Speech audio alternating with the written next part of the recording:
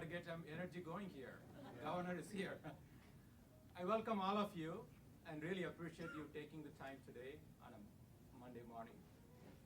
It's an honor and true pleasure to welcome our Governor Snyder, a great supporter and champion who attracts highly skilled immigrants to this country and to our great state.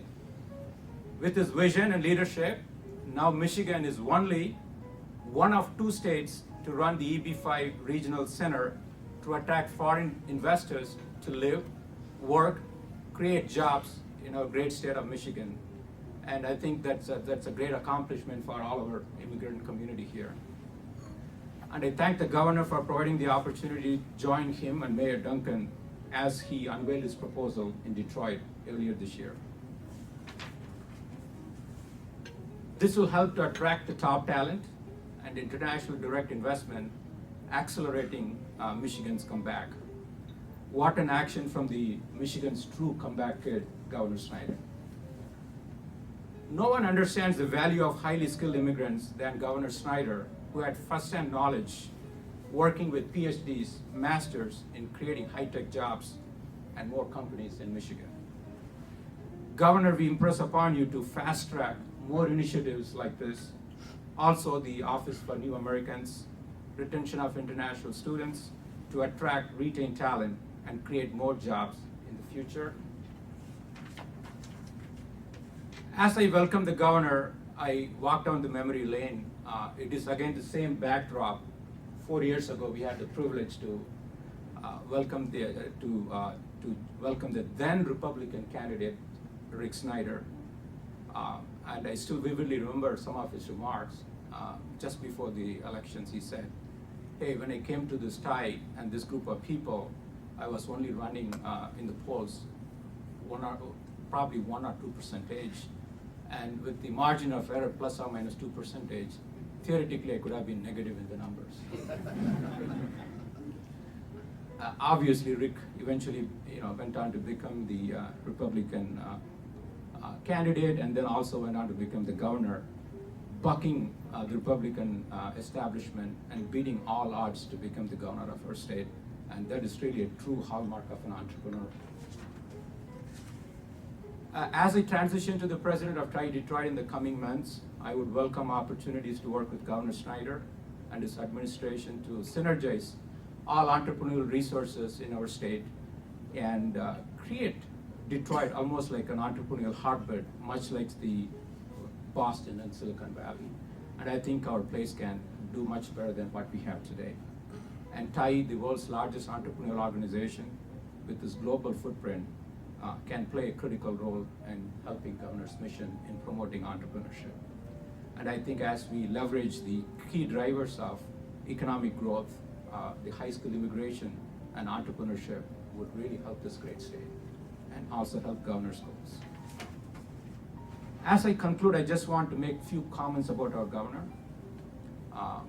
Governor started reading Fortune magazine when he was only 8 years old. I don't know if I even knew ABC at the time. By 23, he was done with 3 degrees: accounting, business, and also law. Indeed, you are a tough node, Governor. The one thing that impresses me most about the Governor Snyder is his humble beginnings, that he was born and raised in a very small home with his parents running a very small business. And it is not where you start that matters, what you do and where you end that matters. I always take that as you as a role model in all the entrepreneurial journeys that I take, and it is really your humble beginning that really impresses me most. Michigan needs Governor Snyder to do it again for 4 more years, so we need all your support, and please help spread the word. And now I let Rupesh to formally introduce the governor, and thank you very much for coming today.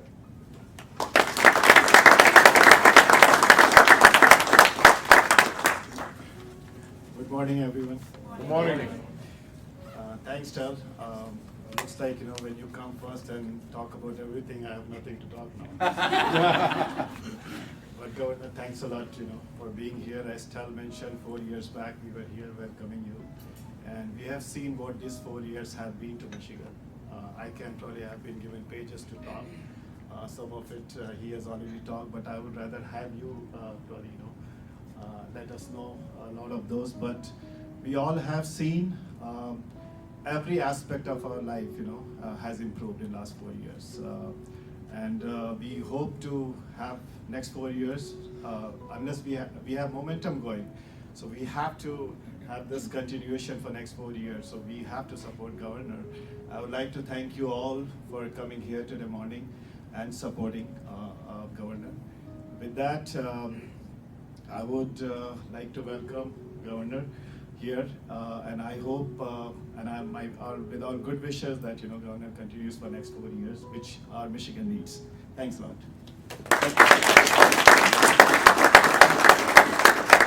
Well, thank you for those great introductions. It's a great warm-up. Monday morning, you got people fired up a little bit. That's excellent. Thank you.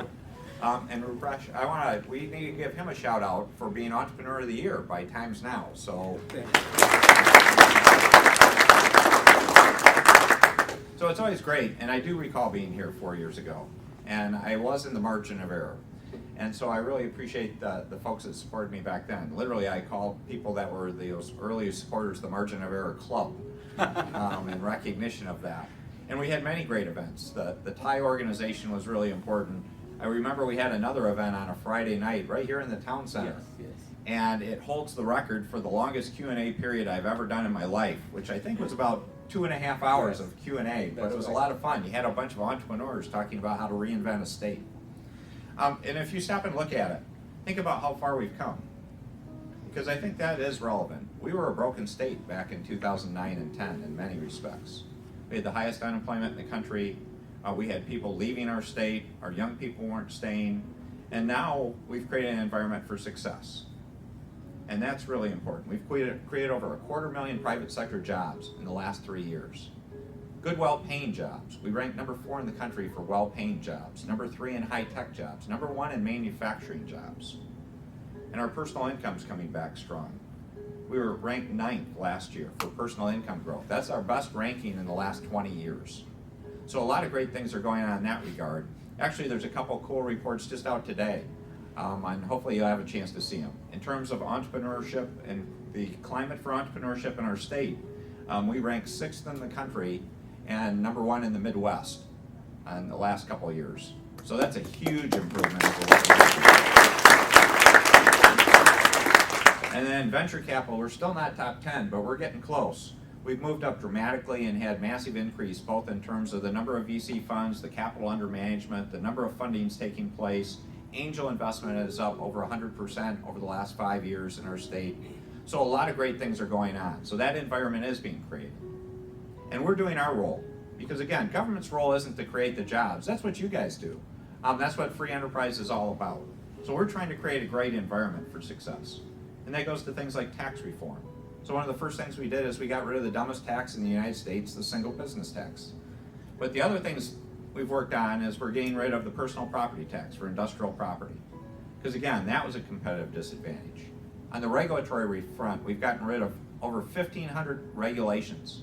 That's net regulations we've gotten rid of in terms of making a better environment for success. And more important than just the numbers of regulations, we're treating you hopefully as a customer. In the old days, too often people were treated as being penalized as a way to raise revenue. We're here to give you good service. We want you to be successful. We want you to win. And we need to comply with the regulations. So how do we create that environment? And that's working. So there are so many great things, but looking towards the future, there are so many exciting opportunities. And I really appreciate your support as we talked about immigration. That is something critically important. I'm proud to say we created the Office for New Americans here in Michigan. Because one of the things that made America a great country was immigration. And we need to embrace that and recognize diversity is a power in our country. And how can we do even more of that and create that? So the EB5 Center, I'm very proud we did get that in record time in terms of recognition, to have a statewide center to bring in more entrepreneurs. But also I'm very proud, and I worked hard. Last week I was in DC actually talking about the Detroit proposal. We have a proposal to bring 50,000 immigrants with EB2 status, highly skilled immigrants, to Detroit over a 5-year period if they'll agree to live and work in Detroit for 5 years. Just think what an economic boom that would be to our state. And what a great thing it would be to send the message about how impressive immigration and important it can be to bring back an economy. So there are so many great things we're working on in terms of those fronts. One other area I'd mention, though, is the issue of talent. As we come back, I think we need to be more proactive about making sure our young people have great opportunities. Either our kids, and it's great to have some kids here, or people looking for that next career. So when I look to the future, one of the top priorities I have is the whole question of talent. And so what we need to do is work with the private sector and collaborate with the private sector more on understanding your need for talent. What's the demand for talent? What positions do you see coming open in addition to the ones you have open today? We need to work with the educational institutions on the supply of talent, on how to create that talent. And then our role as government is to connect those two worlds, connecting supply and demand. And I think we have a great opportunity because we have a skills gap right now in our country. We have too many openings for good, well-paying jobs that aren't being filled because we don't have people in the right place with the right credentials. And IT is a great illustration. I think we have a massive opportunity to get better training programs, better education to our young kids about what these career opportunities are and how they can match up with them. I call it, there's a skilled trades issue out there where you think of welders, plumbers, electricians, but almost anyone now in a position is a skilled tradesperson in some fashion. Whether they be on the production floor, whether they be riding a tractor, or whether they're trying to write software code. There's a great opportunity to do so much more. So when I look to the future, I view that as a top priority. So I hope we can all work together to do that teamwork, to show that answer, because I think it's a competitive advantage for Michigan to focus in on opportunities like that. So what we're doing is creating that environment, as I said. Tax reform, regulatory reform, balancing our budget, paying off our long-term debts, and then looking towards future issues in terms of making sure we have a bright future in terms of jobs and careers. So I'm excited to be with you. I hope you're fired up. I appreciate the support from 4 years ago, but we have an opportunity to do it again. Yes. And to do something that's sustainable for the long term. Because the way I like to view it is over the last 4 years, I've had to take on a lot of tough issues and make a lot of tough decisions to deal with the last 30, 40 years of problems. Now we're getting those put behind us. Now we can look towards the future for the next 20, 30 years in terms of building that foundation for long-term success. So I'm proud of what we've done. Hopefully you can see, I said I was going to do a lot of things, we've done them. Let's keep up that path of getting more and more done and use what I call relentless positive action. No blame, no fighting. What's the problem? What's the solution? Solve the problem and be relentless in the pursuit of one solution after another. And to do it in a fashion that we're thinking about not just us, but our kids. Again, it's wonderful to have a couple wonderful girls here. I've got 3 kids. I just had a graduation this weekend. And it's an environment where you want to say, we want to create an opportunity for the next generation in our state. So thanks for your support by being here today. I do need you to be louder and prouder, though, of Michigan. I need to sign you all up to be an ambassador for Michigan, and I hope I can get you to do that. Who's willing to be an ambassador for Michigan? Go out and spread the word. Now, come on, we got a couple holdouts back there. Because we do need to spread the word. Too often we've been too humble about what goes on in our state, and we need to let people know we are a top-tier state already. Because too often, if you think about when you meet someone from out of state, what do they think of when they think of Michigan? They'll talk about the problems of Detroit, they'll talk about the 2009 Michigan. They're not talking about the 2014 Michigan. And so I need you to step up and spread that word. And I know a lot of the good Thai entrepreneurs here clearly can do that, but we need everybody else to get on board. So we need to convince everyone else that we need to be loud and proud Michiganders. So please spread the word in addition to continuing to support me for this election cycle. So it's a great opportunity. I'm fired up. Hopefully you see that. And let's just keep reinventing Michigan. So thank you. Thank you so much for this morning, and I'll be happy to take a few questions.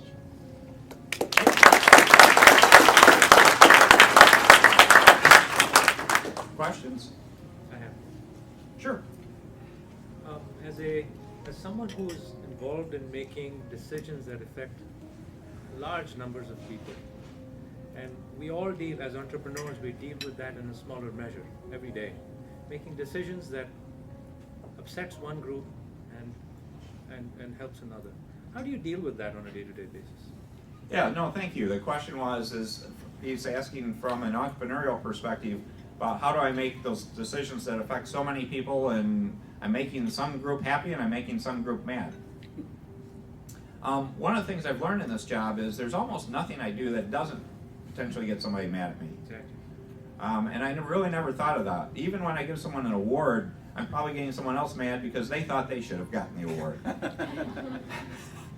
So it's one of those cases. One of the things that really helped me coming into this position that I think hopefully resonates well with you is I think I'm bringing entrepreneurship to the public sector. And what do I mean by that? In terms of a lot of the big tough decisions I've had to make, a good entrepreneur stays focused on your vision and what you see as the problems.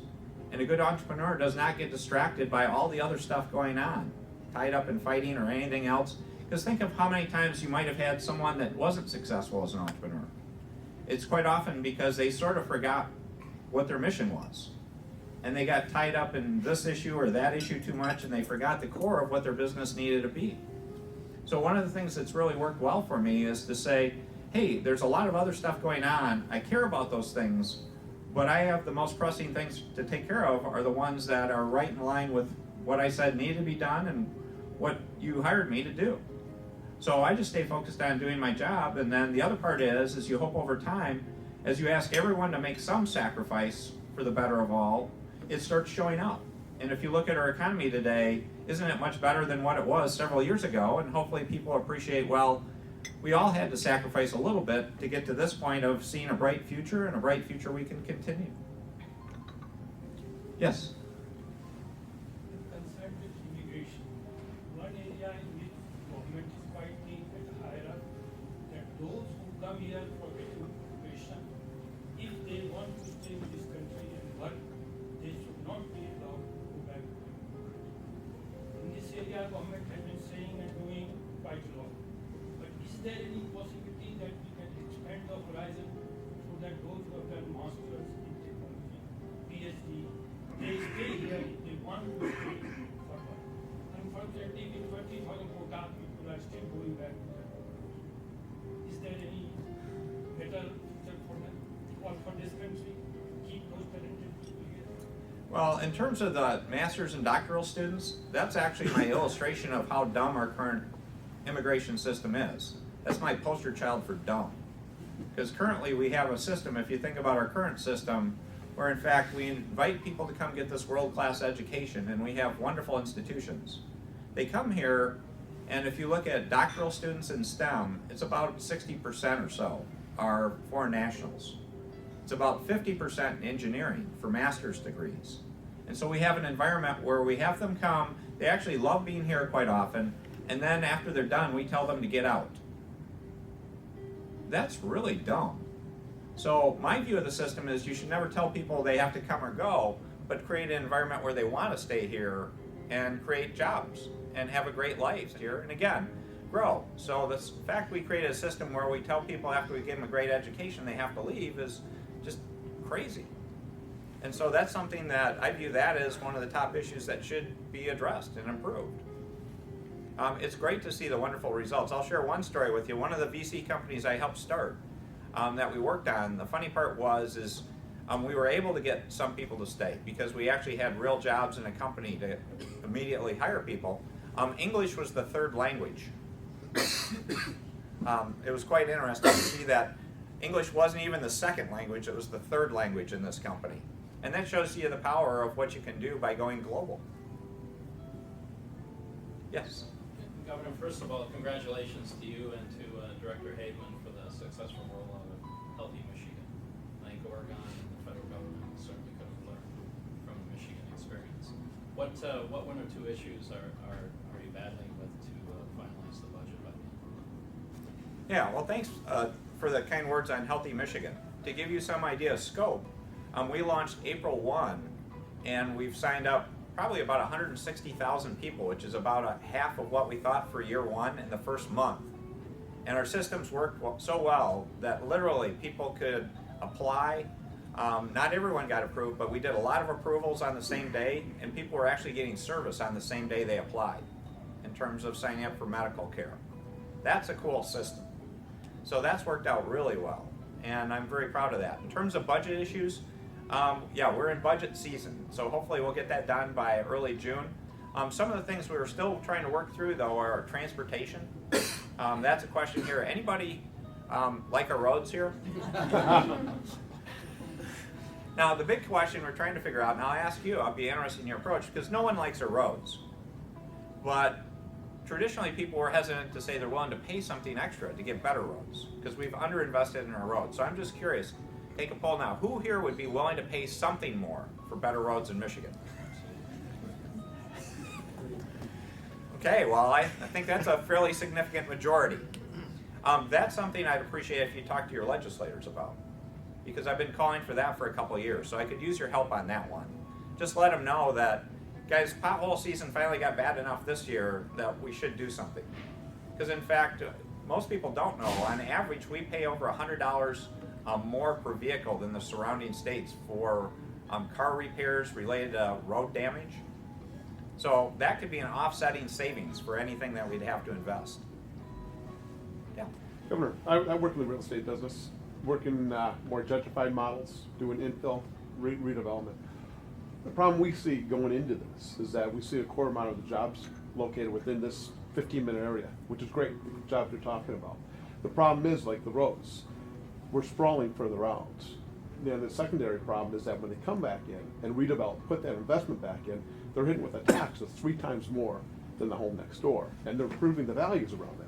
Do you have any solutions for that? What I'd share with you is, that's a tough one because that's basically proposal A. So that goes back a long time.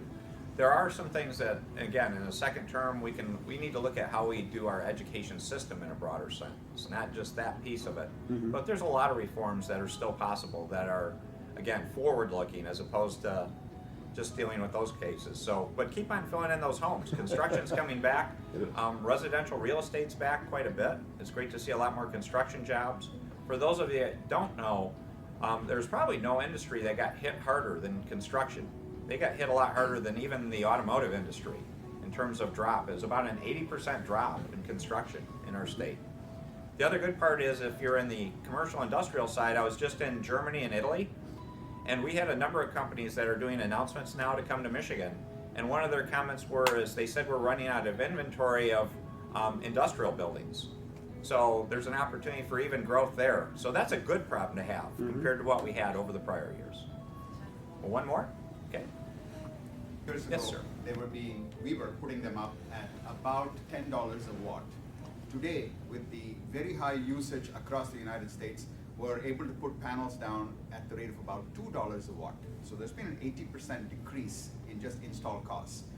One of the areas for growth, and this is not something for my company, but for Michigan, is we need to get more into manufacturing of today's panels. We are finding that the cost difference between Chinese, Taiwanese, Korean, Indian panels and US made panels is now in the order of, I would say, 15% plus or minus. The gap has come down from a 40% difference. Now it's just down to that 15%. We need to do what it takes to start growing and closing that competitive gap and bringing manufacturing back into Michigan. There's an opportunity for the state, and I just wanted to highlight that for you. Well, thank you. I mean, that's good to hear the gap closing like that, and that's been my impression. Not just in renewables such as solar panels, but in most areas. So we're actually seeing things come back to Michigan that were being done in other states, in other countries, in other parts of the world. Because again, the quality of what we can make here is outstanding. And that's part of this talent question that I was talking about. So I want to make sure we have the most talented workforce to be able to go do these kind of specialty efforts and high value added manufacturing. So I think we've got an outstanding opportunity there that made in Michigan can be something really special. And the whole goal is, the way I view it is, the world's only going to become more and more global. And what you're going to find is people are going to specialize more in regions of the globe where they're going to be making their products. So for example, Asia will have Asian sites making theirs. America will be the place in many respects, and I want Michigan to be the leader here, and then you'll have places like Germany and such in Europe. So I think there's a great opportunity because people now are starting to value total cost of quality, not lowest labor cost. And when you look at that equation, and then renewables do have a future. Michigan's a little tougher as a solar state, wind does a little bit better, but you're going to see a pretty good transformation of the energy sources in Michigan, away from coal and more towards natural gas and renewables over the next decade or two. So it's exciting, a lot of good things to work on. So I'm fired up to be with you. I really want to thank this event Rush, thank you and Tel for bringing everyone together, and thank you for all coming. We have a great opportunity for the future. Now, you don't forget though, what do I need you to do? Be louder and prouder, right? You got it. So let's go out of here with some attitude to go share those good words about what's going on in our state. So thank you so much. Thank you.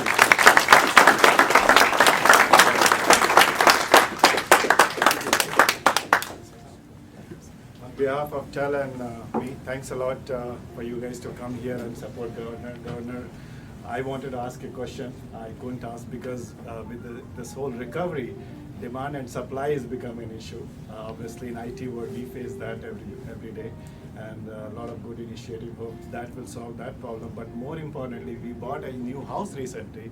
We are having hardest time finding construction worker to do or finish our home. So, but anyway, that's a great problem to have, and hope we have the great recovery for next 4 years with government. Thanks a lot. Thank you. That's great.